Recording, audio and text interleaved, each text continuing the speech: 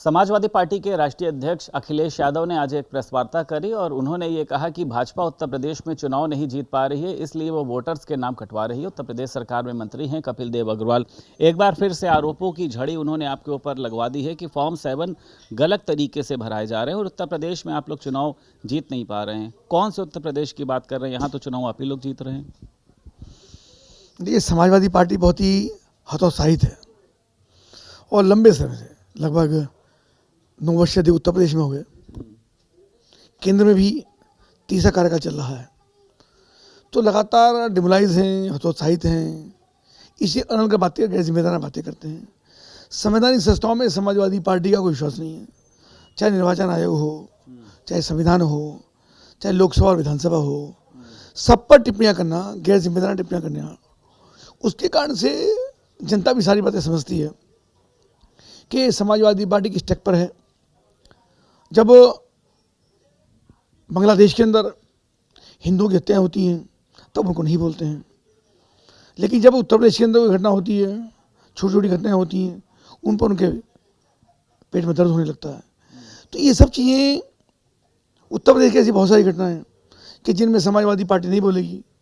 और जब उनका कोई, चाहे पीडीए का विषय की चर्चा करें, वो चाहे अल्पसंख्यकों का विषय करें, लगातार अल्पसंख्यकों को गुमराह करने का काम लगातार करते हैं, पहले समय से करते रहे।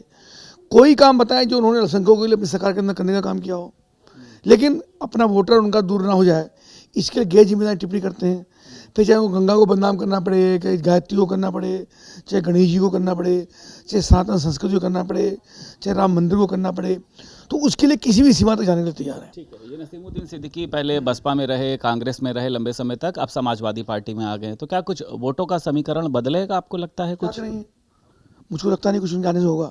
सर, छूटे हुए कारतूस हैं, कभी यहाँ कभी यहाँ कभी यहाँ कभी यहाँ, कहीं ठोर ठिकाना नहीं है। और समाजवादी पार्टी में आ गए तो अनेक पार्टियों से महत्वपूर्ण पदों पर रहे हैं, बसपा ने इतना सम्मान दिया है, पर कुछ तो कमी रही होगी।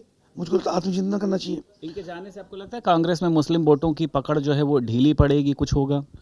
अब क्या ढीली पड़नी है, कौन सी इनकी पकड़ है? अगर पकड़ होती तो बसपा क्यों छोड़ती? और समाजवादी पार्टी तो पहले से ही अखिलेश जी की बतेरी पकड़ है, उसमें नसीमुद्दीन की जरूरत कहाँ है? तो मुझको लगता है, या इसका मतलब ये हुआ कि आजम खान से उनका विश्वास खत्म हो गया। अब आजम खान की कोई जरूरत नहीं है, इसे नसीमुद्दीन सिद्दीकी जो भी प्रदेश सरकार में सीनियर मिनिस्टर हैं, तो ऐसा तो नहीं है कि अब ये तो समाजवादी पार्टी को तय करना है कि कहीं ऐसा तो नहीं आजम खान के प्रति उनका विश्वास या भरोसा उन पर कम हुआ हो, तो इसे एक उनके रिप्लेसमेंट के रूप में नसीमुद्दीन को लेकर के आ रहे हो।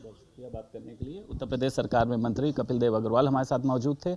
लखनऊ से वीडियो जर्नलिस्ट एसके वर्मा के साथ संदीप खेर, भारत समाचार।